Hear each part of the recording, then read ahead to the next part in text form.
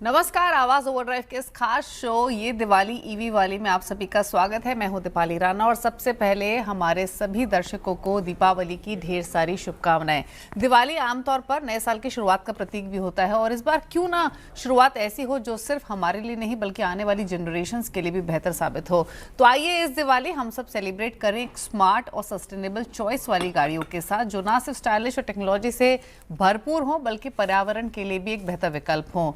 जी हाँ, हम बात कर रहे हैं इलेक्ट्रिक व्हीकल्स की। तो आज के स्पेशल शो में हम बात करेंगे उन बेहतरीन इलेक्ट्रिक गाड़ियों के बारे में जो इस दिवाली आपके घर की नई रोशनी बन सकती हैं। और इसी पर बातचीत करने के लिए हमारे साथ मौजूद हैं जाने माने ऑटो एक्सपर्ट टूटू धवन। टूटू जी, स्वागत है आपका। लंबे समय के बाद आपसे मुलाकात हो रही है। Thank you. हमारी पूरी टीम की ओर से, हमारे व्यूअर्स की तरफ से आपको ढेर सारी शुभकामनाएं दीपावली की और आप स्वस्थ रहें और यूं ही हमारा साथ दिवाली दर दिवाली देते रहें। Thank you very much.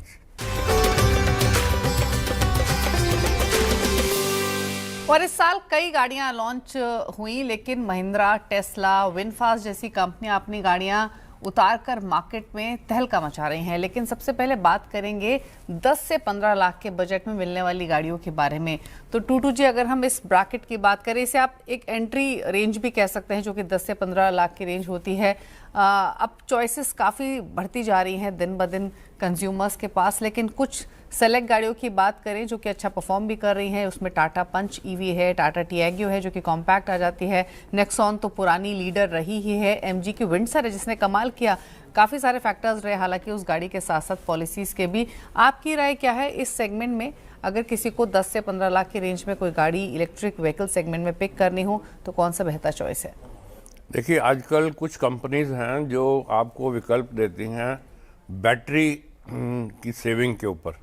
या तो आप गाड़ी लीजिए विद द बैटरी और या फिर आप उसकी चार्जेस दीजिए डिपेंडिंग ऑन द यूजेज। अब तो ये डिपेंड करता है आपकी कितनी गाड़ी चलती है। जो तो आप ज़्यादा गाड़ी चलाते हैं then it may be worthwhile having that option. और फिर उसके बाद जब आपका टाइम ख़त्म हो जाएगा then you also have the choice of selling back the vehicle. तो एक तो वो विकल्प है और बाकी तो ऑफ कोर्स जो हमारे पास Hyundai की गाड़ियाँ हैं, टाटा की गाड़ियाँ हैं, they are all doing very well. The only thing you have to see is कि आपके आसपास सर्विस अवेलेबिलिटी कौन सी गाड़ियों की अच्छी है, क्योंकि इट्स नॉट नेसेसरी कि हर मैन्युफैक्चरर ने आपके आसपास कहीं सर्विस फैसिलिटी बना रखी हो, जिसके लिए आपको दूर दूर तक कई बार जाना पड़ता है। कई बार शहर एक छोड़ के दूसरे शहर भी जाना पड़ता है for getting the proper service. तो ये बहुत ज़रूरी है। और ये जो इलेक्ट्रिक व्हीकल्स हैं, लेट मी टेल यू, ये लगती हैं बहुत नाजुक, जो नहीं मैं कह सकता, बट ये simple, but they are not so simple. जो इनके अंदर जो इलेक्ट्रिसिटी प्रोड्यूस होती है that goes into couple of higher volts जो which can give you a shock also. इसका मतलब ये है कि आप किसी रोड साइड मैकेनिक से या किसी अनऑथराइज्ड वर्कशॉप से आप उसकी सर्विस और रिपेयर्स नहीं करा सकते, और प्लीज़ कराने की कोशिश भी मत कीजिए because that can some time become fatal. तो ये चीज़ें हैं जो इलेक्ट्रिक व्हीकल्स के अंदर आपको बहुत ध्यान रखना पड़ता है, जिसके अंदर there is safety for all, for the person जो चलाते हैं उनके लिए भी एंड द पीपल जो उसके अराउंड है उनके लिए भी। इनफैक्ट जो बात टूटू जी ने कही वो सबसे ज़्यादा इम्पोर्टेंट है कि सर्विस सेंटर की अवेलेबिलिटी कैसी है आपके एरिया में, उस हिसाब से आप कॉल लीजिए कौन सी गाड़ी पिक करनी है इस ब्रैकेट में। और ये डेफिनेटली रोड साइड मैकेनिक से तो बिल्कुल आप सोचिए भी नहीं कि आप ठीक करा लें, क्योंकि इसमें टेक्नोलॉजी इन्वॉल्व होती है, इलेक्ट्रिसिटी इन्वॉल्व होती है। अच्छा, मैं आपकी फेवरेट कौन सी है सेगमेंट में पूछूंगी टूटू जी, लेकिन उससे पहले विंडसर के बारे में आपकी राय क्या है? क्या कमाल की सक्सेस एमजी विंडसर की रही है? गाड़ी भी हालांकि ठीक है स्पेस के मामले में, ड्राइवेबिलिटी के मामले में, लेकिन बास ने कमाल किया है बेसिकली। क्या आपको लगता है कि बास ऑप्शन का इस्तेमाल करके इस गाड़ी को लेना सही चॉइस है? देखिए, विंडसर ने आपको दोनों ऑप्शन दिए हैं, एक तो बैटरी वाली लेनी है और एक बैटरी का हायर चार्जेस के ऊपर। तो this is one of the only companies जिन्होंने ये ऑप्शन ऑफर की है। तो जो आपका इस्तेमाल है, हैवी यूजेज है, then it may be worthwhile कि आप क्यों ज़्यादा इन्वेस्ट कीजिए और 10-12 लाख के अंदर आपको एक इलेक्ट्रिक व्हीकल मिल जाए एंड यू पे दी usual charges of usage of the battery. So it's a very spacious vehicle, बहुत बढ़िया चल रही है और अभी तक कोई ऐसे हमको नेगेटिव फीडबैक मार्केट से नहीं आई। आपकी पर्सनल फेवरेट कौन सी है इस सेगमेंट में Tutu ji? Electric vehicles actually हम तो पुराने पेट्रोल हेड्स हैं, तो हमारे को to even think about having electric vehicle थोड़ा सा टाइम लगता है, but yes I would love to have an electric vehicle from maybe Hyundai की जो कोना थी which came about 5-7 years back, वो टाइम से पहले आ गई थी, तो वो actually I think was one of the very good vehicles which came before time.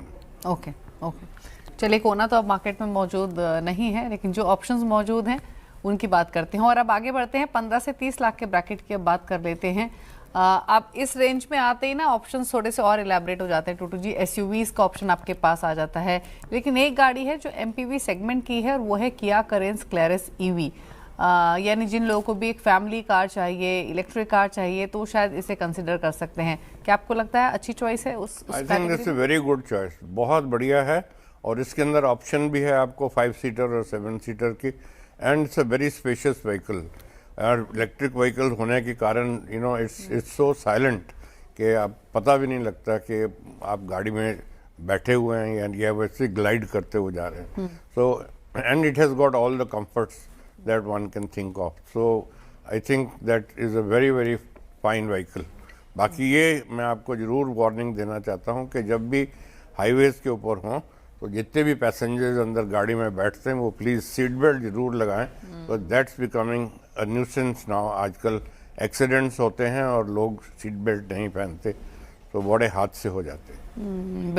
अच्छा, अब मैं उन गाड़ियों की बात करती हूँ जिन्होंने अलग एक बेंचमार्क सेट किया है। महिंद्रा की BE6 और XEV9 और टूटू जी हैरियर ईवी भी अब आ गई है। फीचर्स आप देखिए किस तरीके की कंपनी ने इसमें दिए हैं। ऑफ रोडिंग कैपेबिलिटीज़ के साथ हैरियर ईवी लेकर आए हैं, and so is the case with other cars. और मतलब फीचर्स तो इतने एक्सटेंसिव आपको महिंद्रा की गाड़ियों में भी मिल रहे हैं, तो एक अलग ही बेंचमार्क इन व्हीकल्स ने सेट किया है। आपकी राय क्या है महिंद्रा की BE6 या फिर XEV9 पर, हैरियर ईवी पर? ये कैसे तीनों गाड़ियाँ कैसी लगती हैं आपको, या फिर कौन सी आपको लगता है कि अच्छी चॉइस हो सकती है? देखिए, सबसे पहले तो मैं ये बताना चाहता हूँ कि ये जो ऑफ रोडिंग के लिए 4 व्हील ड्राइव्स कहते हैं, this is actually for electric vehicle. It's a very simple philosophy. हर पहिए के ऊपर उन्होंने एक मोटर दे दी हुई है जिसके साथ आपको डिपेंडिंग ऑन द यूजेज वो उसको पावर करती है पहिए को। और ऑफ रोड करना है आपने तो आपने देखना है क्या साइज़ की गाड़ी से लोग आपने चलाने हैं। Is it for fun that you are doing off roading, और you are actually going into rural areas जहाँ पर आपको बहुत ज़रूरत है। अगर आप ऑफ रोडिंग करते भी हैं तो कंजम्पशन भी आपकी बैटरी का ज़्यादा होता है? नेचुरली वो तो जैसे जैसे आप एक्सीलेटर दबाएंगे ज़्यादा, it is the same philosophy. जब आप जैसे पेट्रोल की गाड़ी या डीजल की गाड़ी को ज़्यादा भगाएंगे तो उसकी कंजम्पशन ज़्यादा बढ़ेगी, ऐसे ही इनकी भी है। अब जैसे आप इनको ज़्यादा एक्सेलरेट करेंगे तो all 4 Motors they will require energy, और वो एनर्जी कहाँ से आती है? वो बैटरी से आएगी, and the battery will drain faster. तो ये तो फिलॉसफी सब जगह यही है। लेकिन टूटू जी एक चीज़ और, लोग अभी भी काफ़ी कंफ्यूज हैं ईवी को लेकर। एप्रीहेंशंस अभी भी हैं मन में, रेंज एंजाइटी है, चार्जिंग इंफ्रा को लेकर, कॉस्ट को लेकर। जो भी व्यूअर्स या ईवी बायर्स हैं और जिनके मन में ये कंफ्यूजन है, उनके लिए आप क्या कहना चाहेंगे? देखिए, सबसे पहले तो मैं ये कहना चाहता हूँ कि one has to see the reality. अब रियलिटी क्या है आपको? Are you looking at saving money, और are you looking at saving the environment, और are you looking at doing both? So on the basis of that you have to take a decision. हालांकि जो हमारी IC engines हैं उनके अंदर भी ऐसी टेक्नोलॉजी आ गई है जिसके अंदर एमिशंस कंट्रोल हो गई हैं, बट जो आप EV के ही बारे में देखना चाहते हैं तो यू हैव टू फर्स्ट सी कि आपके पास गाड़ी खड़ी करने की जगह है, आपको उसको चार्जिंग फैसिलिटीज़ हैं। अक्सर देखा गया है कि आप मल्टी स्टोरीड बिल्डिंग्स के अंदर रहते हैं, वहाँ पे आपके पास चार्जिंग फैसिलिटीज़ नहीं है। जो पुराने कॉलोनीज़ बसी हुई हैं वहाँ पे पार्किंग की फैसिलिटीज़ नहीं है, सड़क के ऊपर गाड़ियाँ पार्क होती हैं, so you cannot be running cables across the road right. For charging your car. So ये सब चीज़ें हैं प्रैक्टिकल जो आपको सबसे पहले देखनी पड़ेंगी on the basis of that, because you cannot rely on public charging right, station. Definitely. And in any case आप जाके कहीं पब्लिक चार्जिंग स्टेशन पे गाड़ी जाके खड़ी करके 5 घंटे के लिए या 4 घंटे के लिए थोड़ा ना बैठ सकते हैं। तो you have to see the practicality. और सबसे ज़्यादा प्रैक्टिकल चीज़ ये होती है कि जब आप शाम को वापस आए काम से या जैसे भी हैं, तो you should have a facility जहाँ पर आप गाड़ी को प्लग इन कर देंगे और अगले 12-14 घंटे के अंदर वो चार्ज सुबह आपको मिलेगी गाड़ी, and you don't have to go to a service station और anything for charging it. So ये जो प्रैक्टिकल चीज़ें हैं, दिस इज़ अ मस्ट। और जब तक आपके पास ये ऐसी फैसिलिटी ना हो, आई वुड नॉट रिकमेंड कि ये ऐसे डिपेंड किया जाए कि पब्लिक चार्जिंग स्टेशंस के ऊपर आप जाके बैठें या कराएं।